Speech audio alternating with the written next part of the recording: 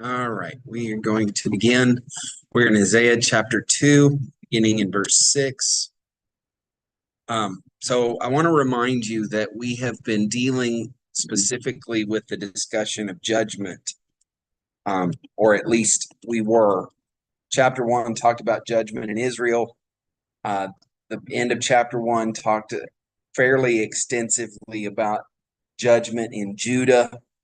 And then the beginning of chapter 2, the verse 4, verse 5 verses talk about the returning of the Lord, and the idea that things are going to be different when Christ returns and sets up his rule. And then we come to this section where it's going to once again talk about the day of the Lord. Now, it's important that we get this because it is an important element. In most of the Old Testament, when you see this, the day of the Lord, it's talking about the day of judgment. Okay. Okay. And really it can be more than just the final judgment, although that tends to be the final reckon. But that's what we're going to find as we go forward. So, what is the connection here between verses 4 and verses 5 and 6, or particularly 4 and 6? Is 4 is discussing Judah, it's discussing the southern kingdom, it's discussing Christ's return to rule in Jerusalem. Now we're going to see, for you have rejected your people, the house of Jacob. Okay, is where verse 6 starts. Now, what they are talking about whenever he says the house of Jacob, he's speaking of the northern kingdom. Okay. And interestingly enough, we see a little bit of that in the New Testament too. Because remember that Samaria, okay, so if you looked at what was Israel in the days of Jesus, there are three provinces that make up what was Israel. You have Galilee, you have Judea, and you have Samaria. Okay. Galilee is the Hick group. And I mean, that's really what this is. The Hick group. Okay. The southern group are the religious leaders and all of that. But in the middle of them, you have Samaria, which is filled with Samaritans. The Samaritans are a group of mixed race people that have a somewhat different form of Judaism in their worship structure, and they're enemies of the Jews. Well, the Samaritans are the remnant of those from the northern kingdom that were left behind. Okay, so when Assyria came in 722 BC and sacked the northern kingdom, the Samaritans are leftover of that. Okay. And there's some stories from history that tell of why they are there, but that's something you need to understand. This is okay. So whenever you see this house of Jacob, the reason I bring it up in the New Testament is, what is the well that the woman, the woman caught in the act of adult, the woman at the well happens at the well that Jacob dug. Yeah. Okay, and it's part of the northern kingdom. It was a northern kingdom spot. Not that Jacob is before all of that, but that spot is part of Samaria. So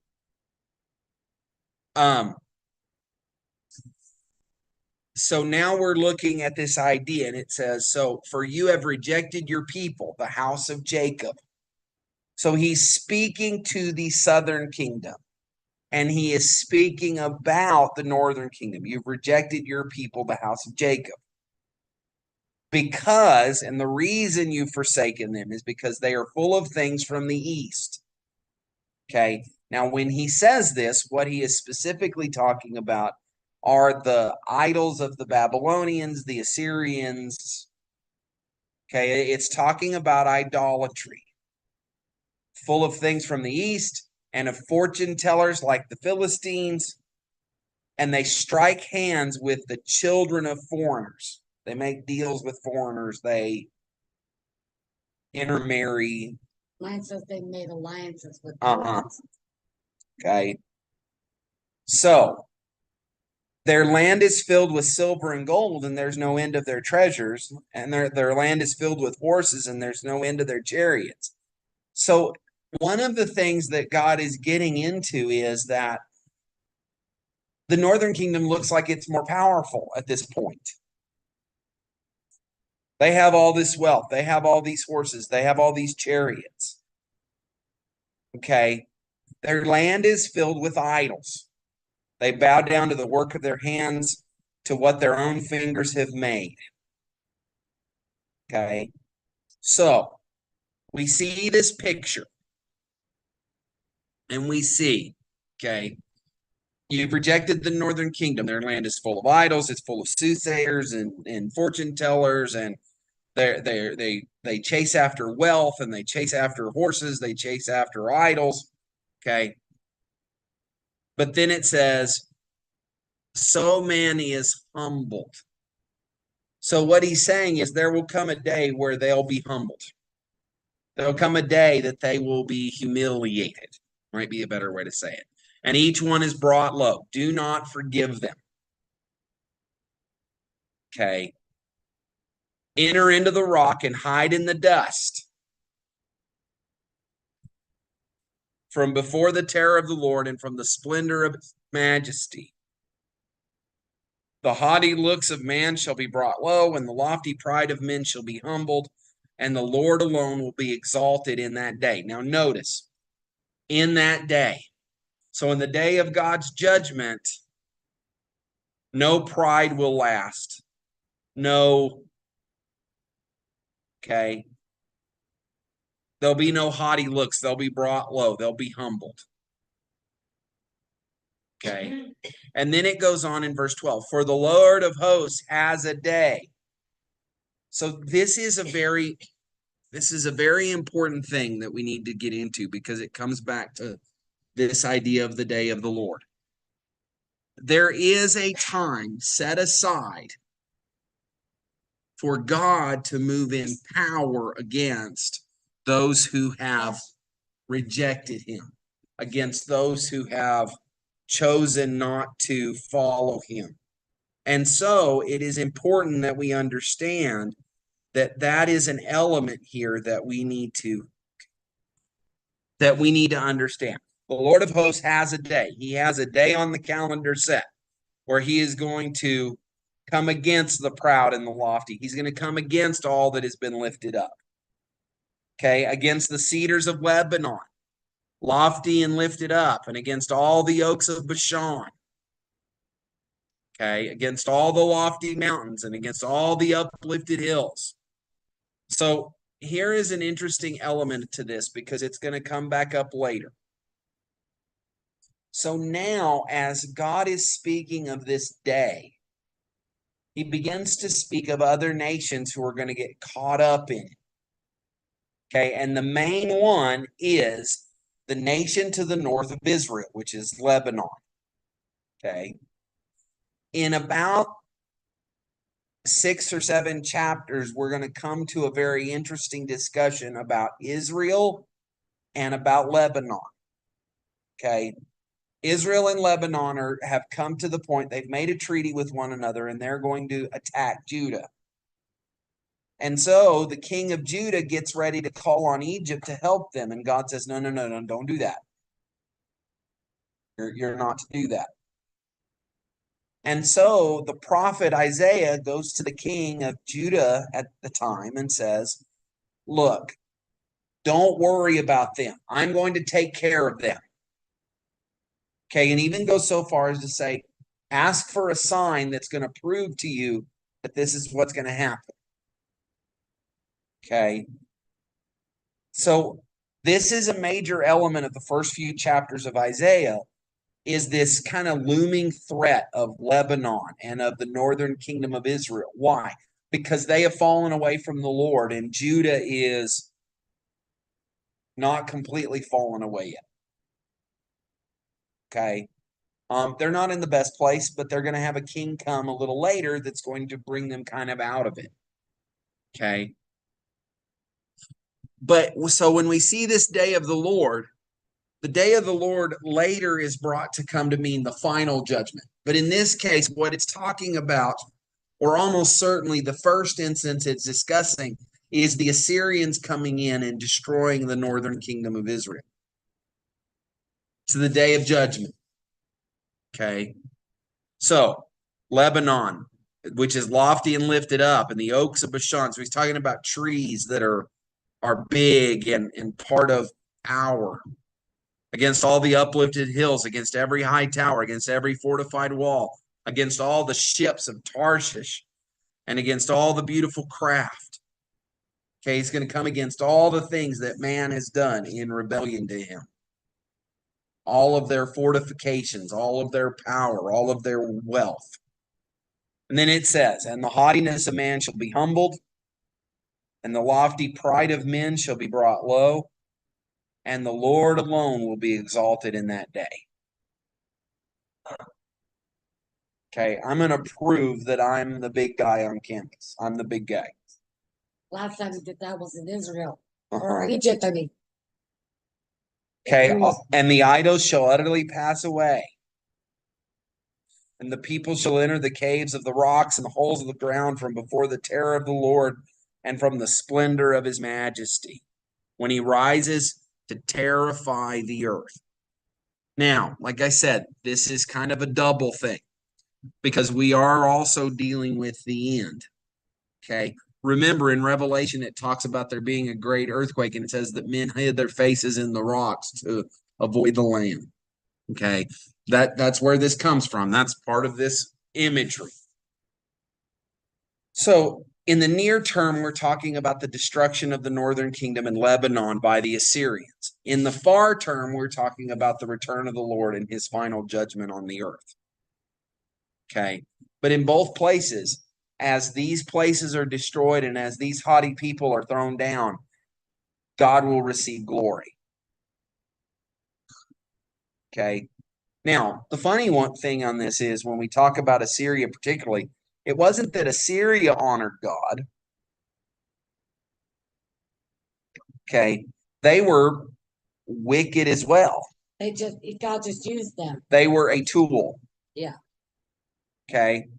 But the idea is, as God destroys those that are wicked, he receives glory. Okay. So, in that day, so now we're coming back to this day. Mankind will cast away their idols of silver and their idols of gold, which they made for themselves to worship, to the moles and to the bats, to enter the cavern of the rocks and the clefts of the hills from before the terror of the Lord. So they'll throw away all their idols and they'll run hide in caves with the bats. Okay. From before the terror of the Lord, from the splendor of his majesty, when he rises to terrify the earth. Stop regarding man. So the idea is stop worrying about what other men will think, because guess what? They're worthless. Worry about what God thinks. Okay. So now we go forward. Now we come back to the southern kingdom. Okay. For behold, the Lord God of hosts. So this is an interesting dynamic here. Okay. Remember, we talked about earlier this idea of Yahweh Sabaoth, the Lord of hosts. Okay. This adds another word here. It's Yahweh Elohim of hosts. It's the Lord God of hosts. Okay. Is taking away from Jerusalem and from Judah support and supply. So what is he telling them is about to happen? Famine and a drought. They're going to go hungry. I'm going to stop supplying you bread. Okay. Another possible answer is a siege. Oh yeah. Okay. That was all the rage. And all support of water. So I'm going to take away your bread and your water. Okay. Then in verse 2, the mighty man and the soldier. Now understand that a mighty man in this day and time is a soldier of soldiers. Like a high ranking soldier? Like an incredibly capable fighter. Okay, gotcha. Okay. And we come to that from Chronicles. Let me see if I can find it.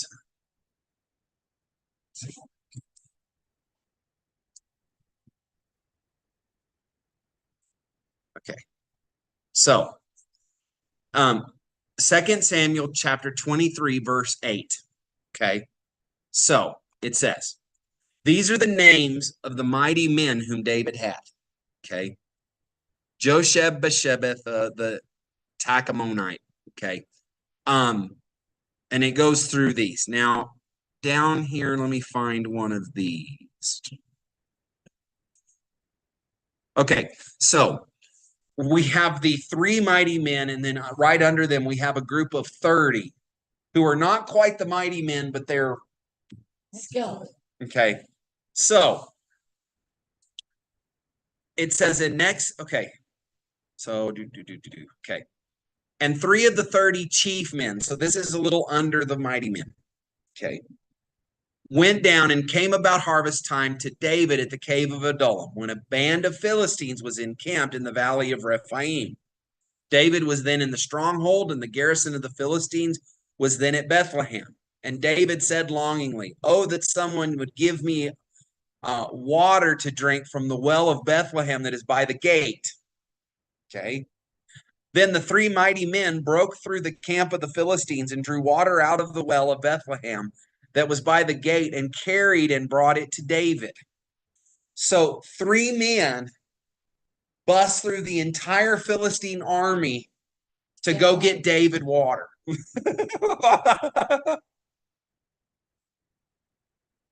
Okay. Now Abishai, okay, so this is the brother of Joab, the son of Zeruiah, was chief of the 30. So he wasn't quite the 3, but he was the head over the 30. And he wielded his spear against 300 men and killed them, and won a name beside the 3. So with just him and his spear, he killed 300 men in one battle. Okay.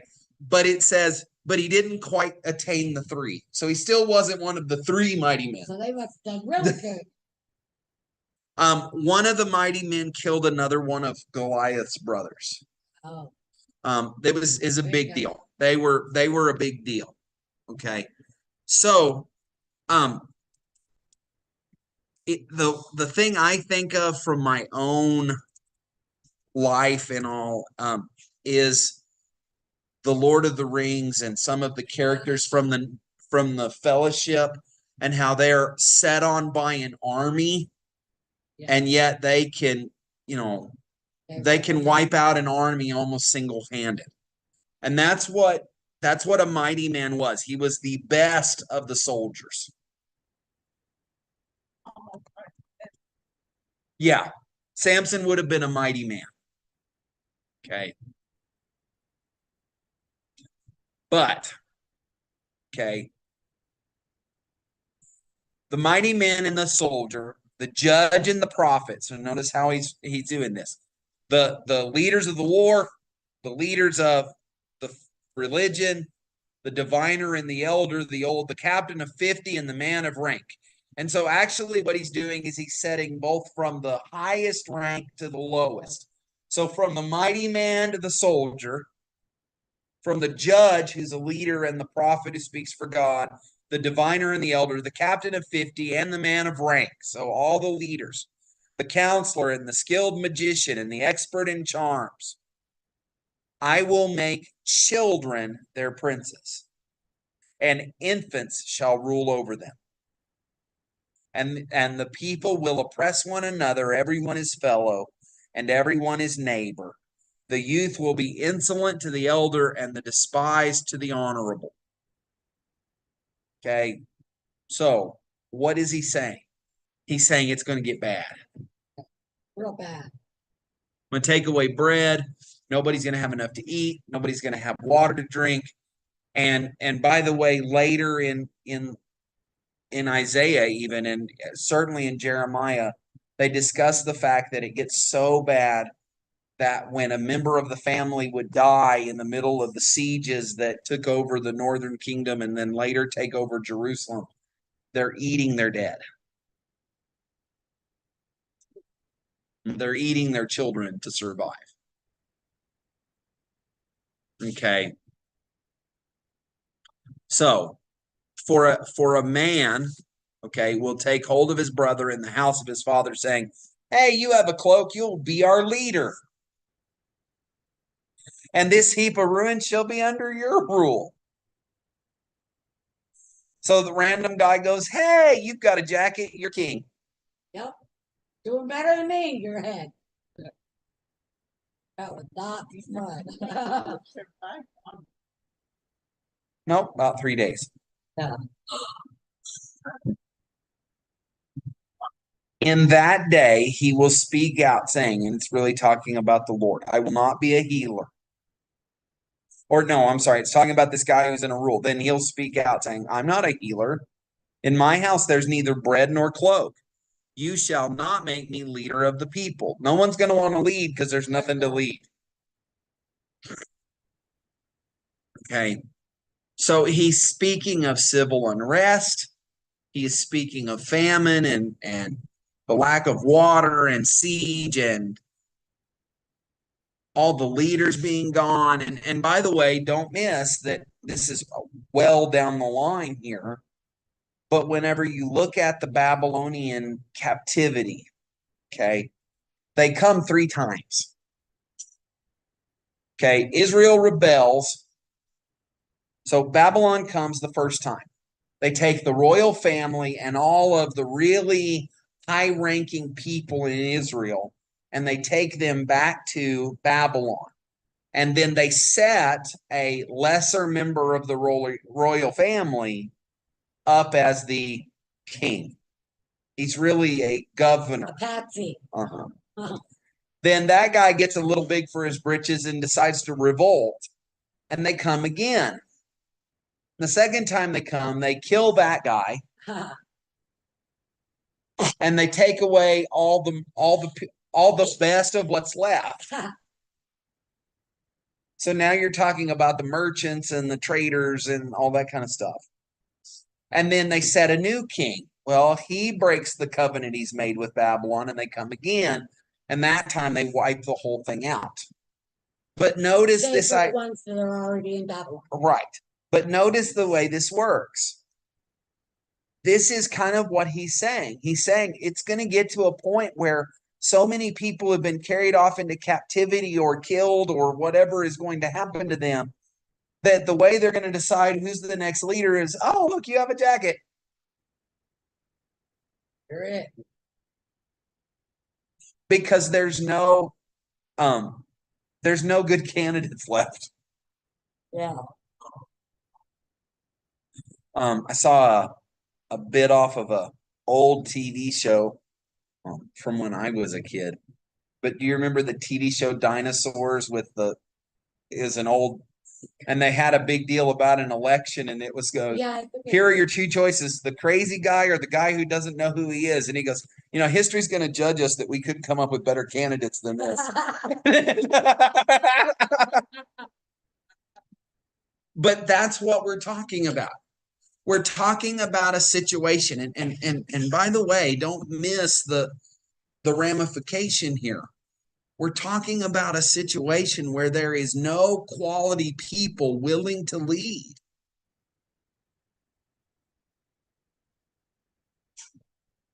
I wouldn't be willing to lead either. All the quality people were taken away. But here is the other half of that. Part of God's judgment on a nation that has fallen away from him is that he removes quality leadership from them. And torch the rest. Why? Well, because the lives of people in an area are heavily affected by the quality of the people leading them. It's a way of judging. Oh, so if Your you really people are suck at this job, then you're not a good leader. well, but here's the thing, okay? So it is something the Bible really shows, okay? When you look at a king, any king in scripture, they are only as good as the people they have advising them. Yeah. Okay. True.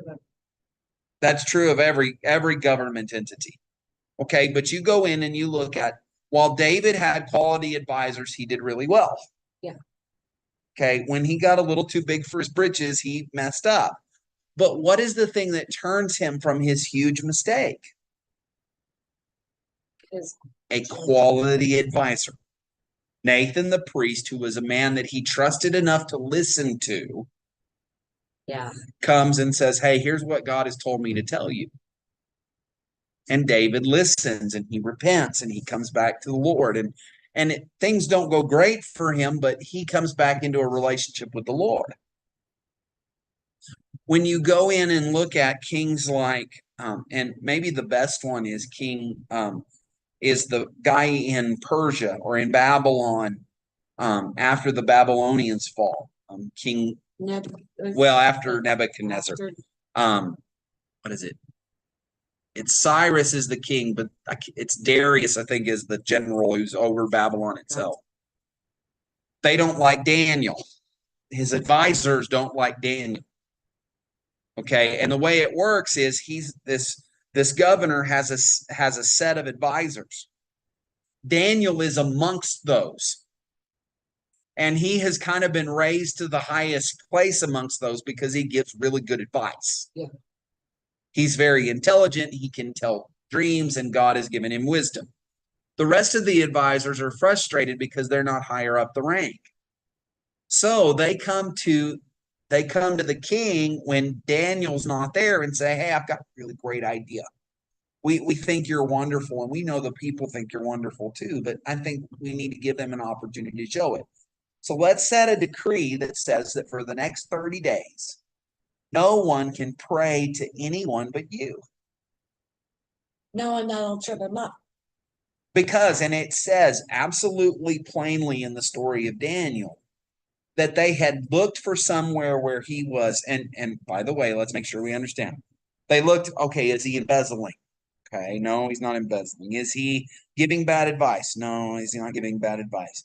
Is he using his position to gain authority? No, he's not doing that. And they looked at every aspect of his job. And remember, he's like top 3 in the entire kingdom. And they go, he's doing everything right. So they couldn't find fault in him, so they set him up with this law. So they figured out pretty quick that the only way they could get him was to do something related to his relationship with God. So they said, okay, nobody can pray for 30 days. Well, what does Daniel do? Anyways. But here's the funny part. Okay, he doesn't even change his habit.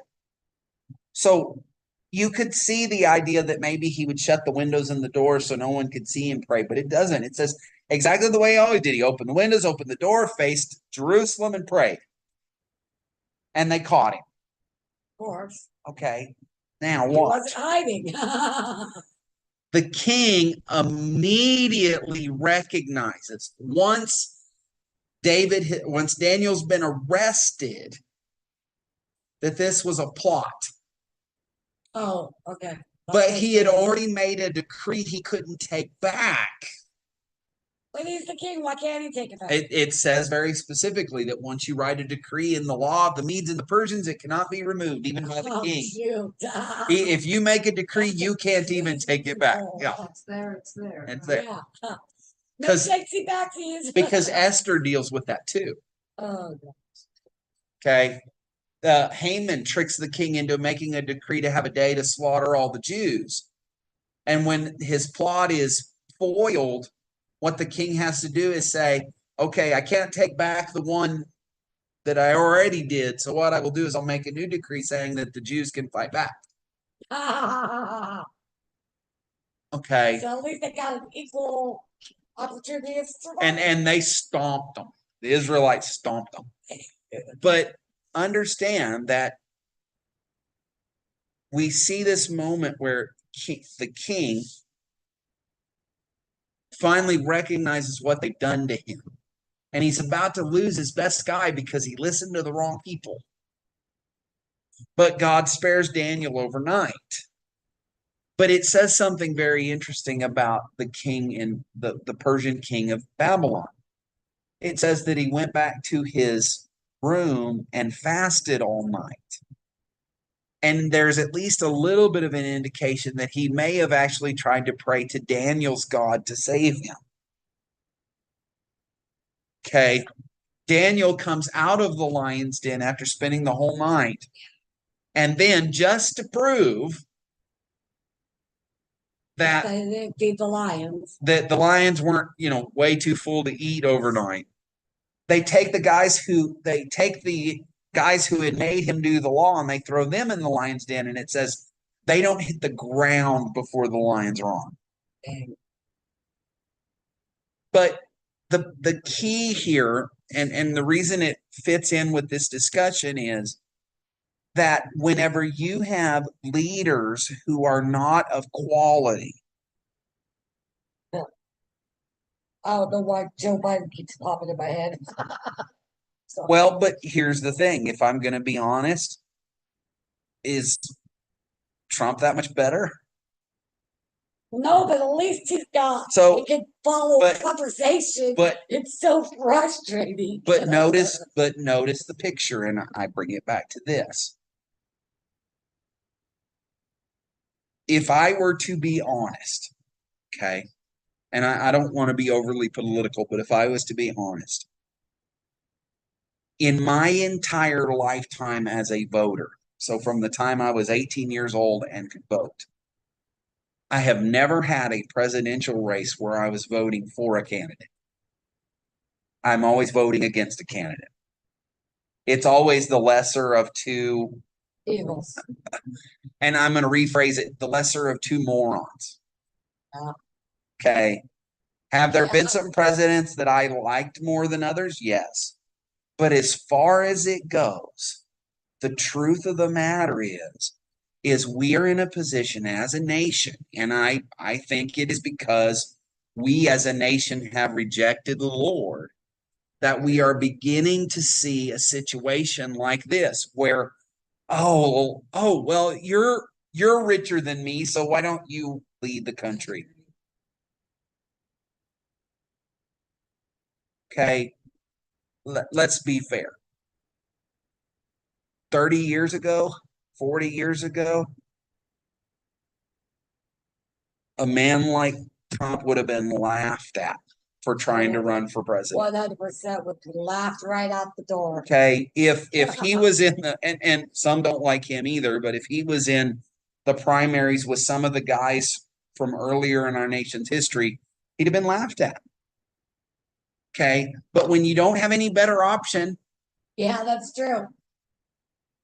This is our best choice here. Okay, so it's a sign of judgment. There are no quality leaders. Yep. Now, is God in control? Yes. Always. Okay. So I don't know what's going to happen, but I do know that when you look at this, it's hard not to read in a little bit of the situation we're in. Yeah. Okay. Notice, I will take away support and supply. Okay. So look at the last year. Okay. Eggs have skyrocketed. Why? Because of disease in chickens. Prices have skyrocketed. Okay. So let's look at our wonderful idea of the way this works. What sets prices in the US? The government? No, supply and demand. So here's the idea. I am taking away supply. So what happens? The price goes up.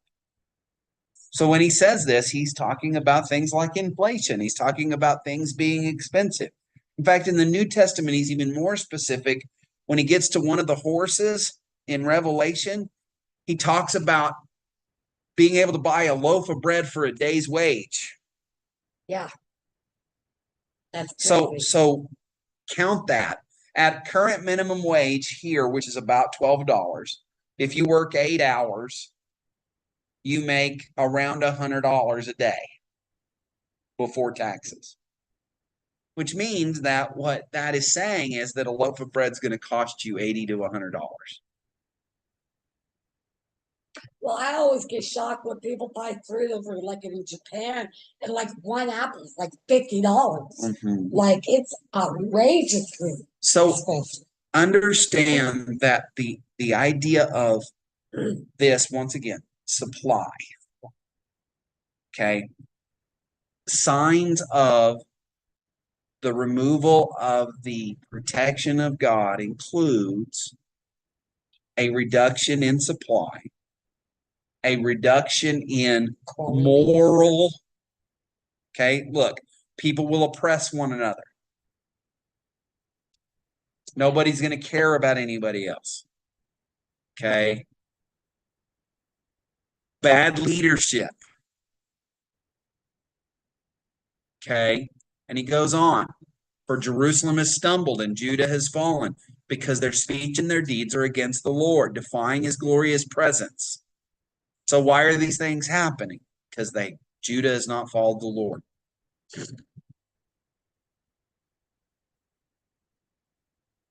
And it goes on, for the look on their faces bears witness against them. They proclaim their sin like Sodom. They do not hide it. So let's go back to this once again. How many things today that 20 years ago would only have been done in secret? So many. Since the internet, so many things. But we're not even just talking about internet. Yeah, We're talking about yeah. We're talking about just on television. We're talking about in public parks, in art, in every aspect of our being. There are things that would have been considered so lewd and grotesque 20, 30, 40 years ago that now it's commonplace. It's commonplace. Woe to them. Okay. So I'm going to teach you a pronunciation of a Hebrew word. The Hebrew word that means woe. It's woe. That's actually how the Hebrew word sounds. And it is cursed be you. Woe to them, for they have brought evil on themselves. Tell the righteous that it shall be well with them, for they shall eat the fruit of their deeds. Woe to the wicked, it shall be ill with them, for what his hand is dealt out shall be done to him.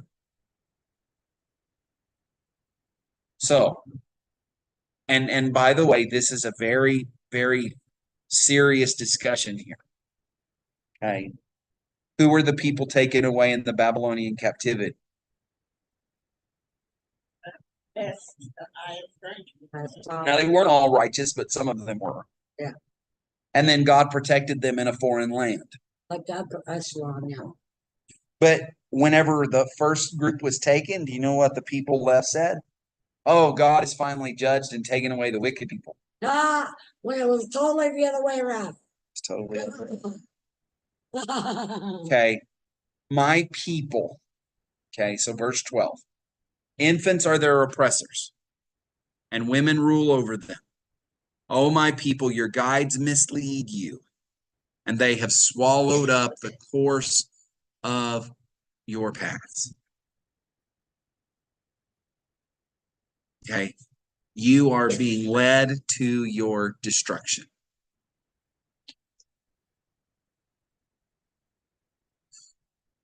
So let's stop right there. We'll pick up at 13 because this is where the Lord begins to respond. Okay.